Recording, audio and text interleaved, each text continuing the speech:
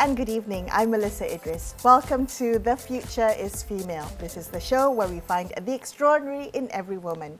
I am delighted to introduce my guest today, Nurul Ezzati Mohamed Nasir, who is the co-founder and CEO of the social enterprise TEMAN Malaysia. Let's find out more about the work that she's doing.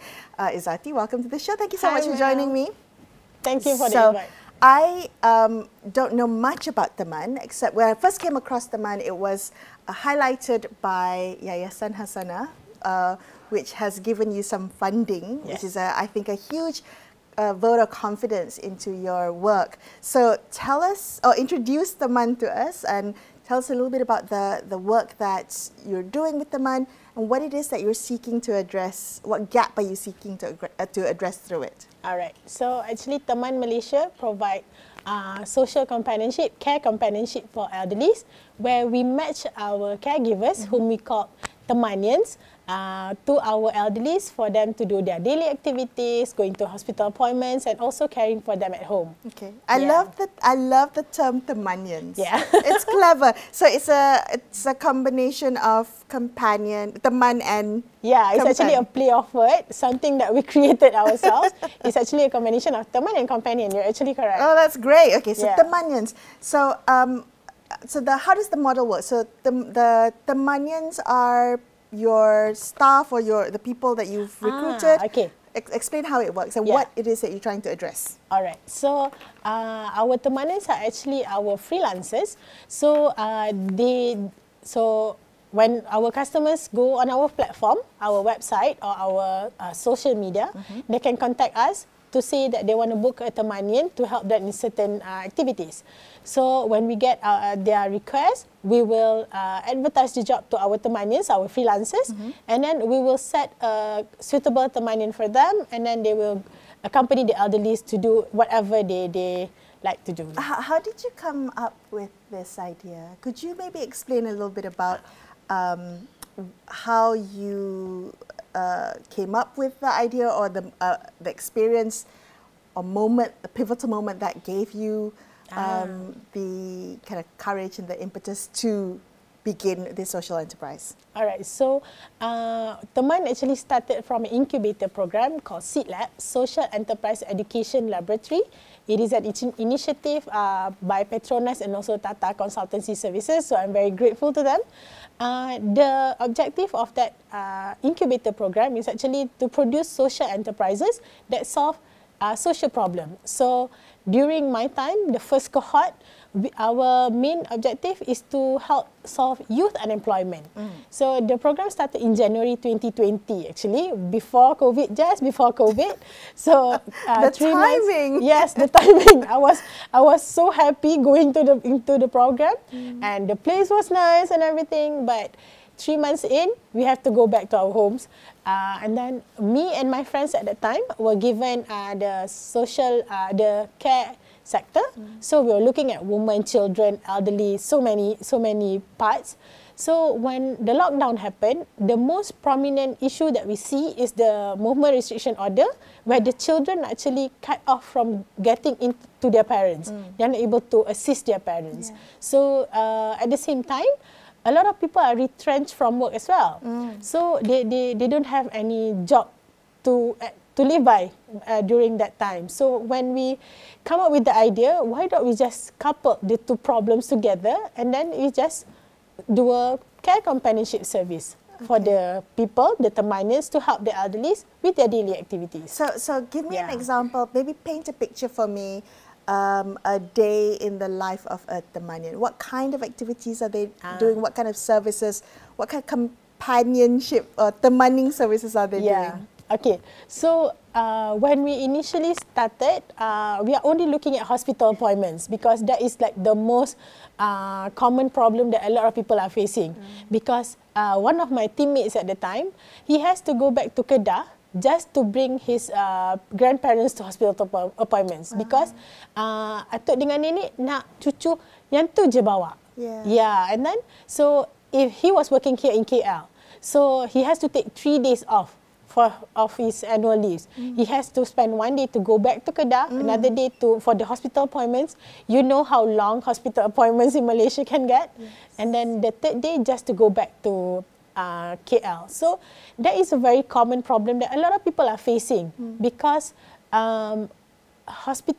people are getting more and more hospital appointments, and you cannot only spend like 2 to 3 hours for hospital appointments. No, yes, I completely hear you in terms of that. So such a vital role of caregiving, right? But you think of how many adult children are the sandwich generation, where they take care of their family, maybe young family, they're dealing with careers, and they also are taking care of their aging parents. So TEMAN is really seeking to fill this gap of within the care economy, where you need some caregivers to, so not quite caregivers, would you consider them caregivers? Yeah, we do provide caregivers as well. We started with medical chaperone, but when medical chaperone. So when these children already have a taste of our service, and they say, if you can accompany my parents outside, can you maybe help them at home too? Yeah, like maybe just be their friend at home, just make sure they are safe. Like sometimes my parent would cook and forget to turn off the stove and things like that. And also, a lot of elderlies are prone to fall. So by having someone over, if an accident were to happen, somebody is there with them. They are not alone. And also, correct, as like you said just now, a sandwich generation. It is a very common problem right now for the sandwich generation, where they struggle to juggle between their commitments. Commitments to their parents, to their work, and also raising their own set of children.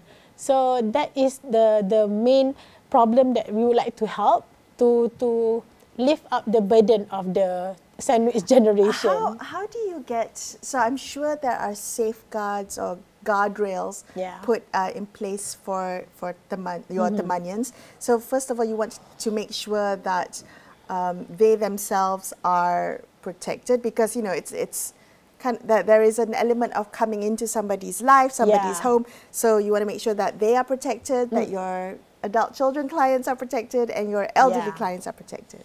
All right. How do you make sure that they are? Yeah, so we somehow do the verification and validation of the Temanions first.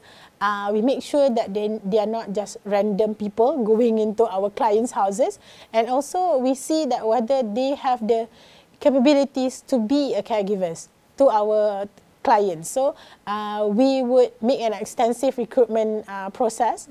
Firstly, our recruitment form is very long. If they ever complete the form, I know that they are patient enough to handle the elderlies.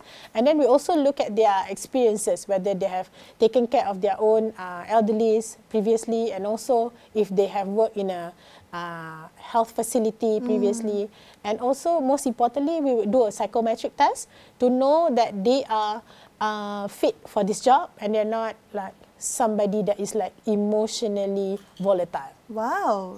So there needs to be kind of some characteristics that you... Correct. Are there, do you find a lot of people willing to be Temanions? Yeah, fortunately, we do find quite a lot, but I would say not enough. Do you think that one of the reasons is because care work, particularly in Malaysia, is often undervalued and is quite invisible, right? We don't see and value the work that goes into care. Yeah, one of the things that I see is that people are not seeing the career growth in the care economy.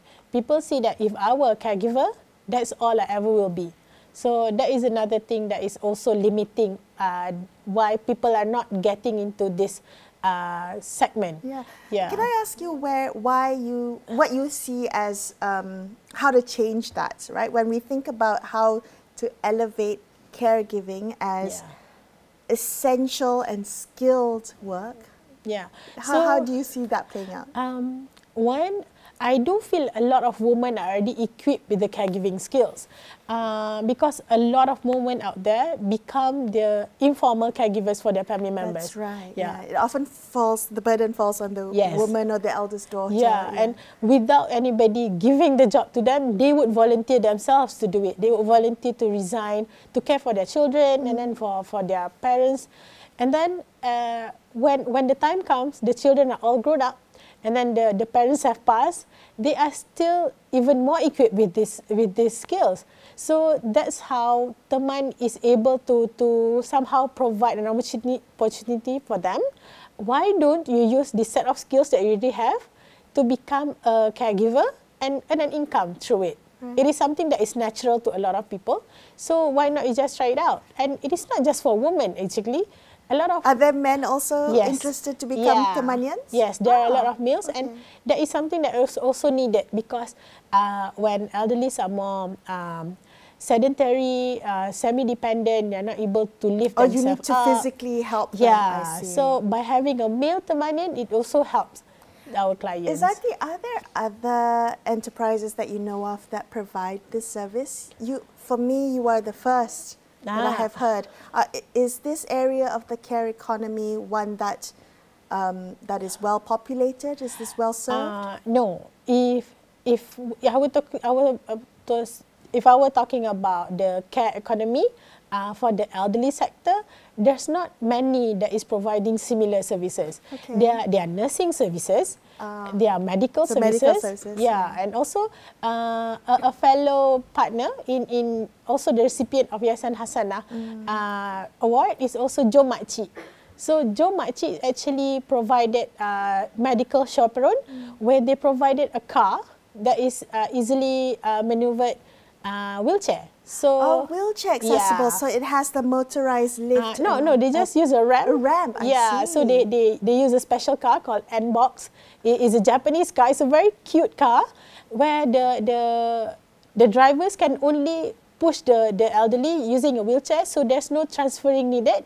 You don't have to practically lift up the elderly, so it's very helpful. And also the services is usually handled by women. They are called Adinita. So our freelancers are called Temanions. Their freelancers are called Adinita. Oh, I love that there's a gender component to this, because you're empowering women through employment opportunities as well. So a lot of people are afraid of getting like maybe male drivers for their parents. So Jo Makcik also provide that female drivers for their clients.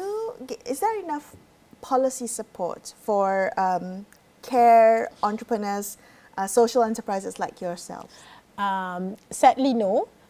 So when we are going into the caregiving sector, how other sectors have some sort of validation or certification, or like a professionalization of the social work that's being done. For the care sector, we don't have that. That's right. But me and my couple of professionals in the caregiving association called Kendana.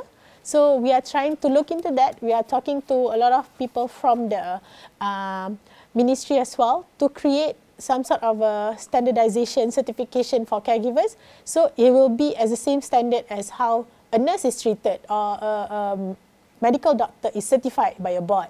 So we are working into that. Okay, so apart from that, which I think is wonderful, and I have heard about the effort that's going into professionalizing social work and care work in the care economy.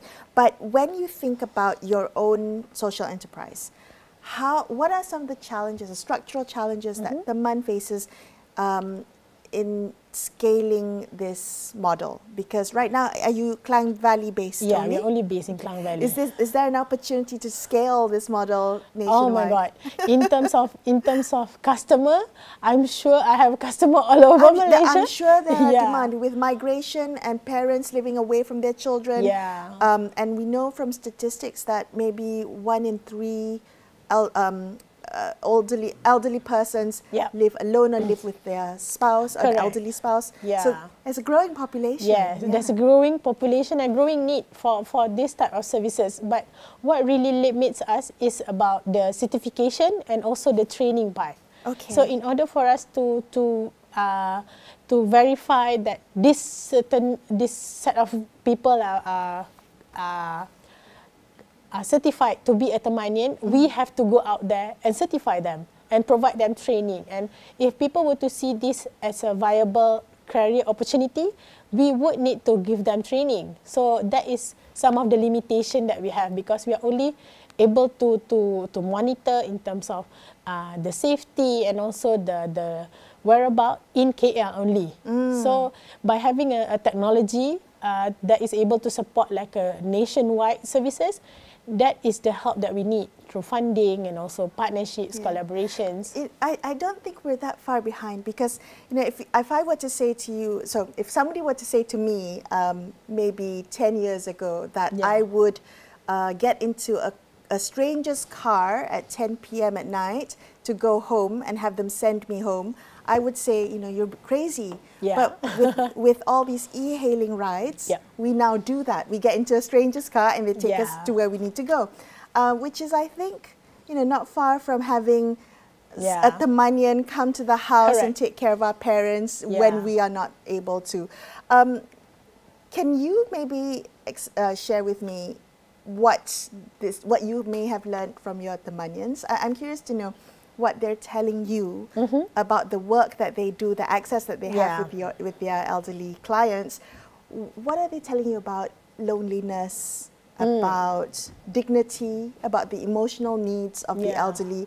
Have you learned anything through your work? Yeah, there's a few stories that I've heard from clients and also from Temanions as well. One of it is that this patient is actually schizophrenic. This elderly is schizophrenic. His whole family members left him, and he was left with his sister. So his sister was the one that actually reached out to Teman for us to do some activities with her brother, so that her brother does not just sleep and watch TV, and that's his cycle every day, Some meaningful engagement. Yeah, some meaningful engagement. Like maybe you can just go send your Temanion to do like reading or do some painting. So when we first started, the elderly was very reclusive. He doesn't want to talk much. He was just sometimes he would just sit back and not say anything. But over the time, when our Temanion pujo and say nice things, regardless of what his response are, the Temanion would just continue doing what he's doing. And then it comes to a time where the elderly would see the Temanion at the gate, and he said to his sister, "My best friend is here." Oh, yeah. So that makes me so happy. Yeah. So it actually shows an impact on how a social companionship, regardless of how open he is to the concept, he sees very the importance of having someone over, and his sister saw it. Yeah. Now, sometimes we think that these are small tasks, right? But they can be very meaningful to someone who, at the end of the day, this is a companion. So it's more than just a one-off or a task given. Yeah. It's and also, Mel, if I can just share, there's a few cases where when our Temanion is over for the service, the elderlies are quite sick already lah. So the family just needs someone over to accompany. And then the time for them to go is when the Temanion is there. So as a service provider, I was so worried, like Pak Cik ni meninggal. So I was getting ready with my team, like what are we going to say to the children, right? But the children ended up thanking us, because at least the parent did not pass away alone. Yeah. Alone. At least there's somebody there. Yeah. So it is something that is very touching. Oh my God. No, this is why I don't want to talk about this stuff. Please, I mean, you're clearly very passionate about your work. So the message that I really want to put out there is that having someone over is also a part of caring for your parents. Yeah. I hear you completely. And I think that what Teman is doing is creating not just dignified work for your Temanions, but having someone there as a companion to someone who may be alone is wonderful. And I commend you and I thank you for the work that you're doing. When you think about how much you want to grow or how you want this business, and social enterprise to succeed, what does it look like? What keeps you up at night, if I may? What worries you, or challenges that you are concerned in terms of growing your your scale? So there is only so much that we can do. There's only with the limited number of Temanions we have, there is only so much that we can help our clients. And I know my own friends, my own families, I've heard stories of bila teman nak ada dekat Kuantan, for example, like, because this is a very common problem for a lot of people. So my daily question to myself is, when are we going to other states? When are we going nationwide? And you know, Mel, this is not only a problem in Malaysia. This is a problem, a common problem within the Southeast Asia. So if I were to say that, okay, we've done it here, what is stopping you from going outside? So that is what I keep questioning myself. When are we going out there? Okay. Yeah. When you want to make sure that your Temanions are equipped, because I think about the emotional component that comes into this work, right? Care work is essential. There is a logistical component to it. There's a service provider component to it. But there's also an emotional component to it. Do you need to train your Temanions how to deal with the emotional component? Luckily, we don't have to. It comes naturally? It comes naturally because, like I said before, this is not a job that we handed out to people. They actually come to us. And a lot of times when I tell people what Teman is doing, people will say, oh, can I be one of your Temanions? How am I able to help?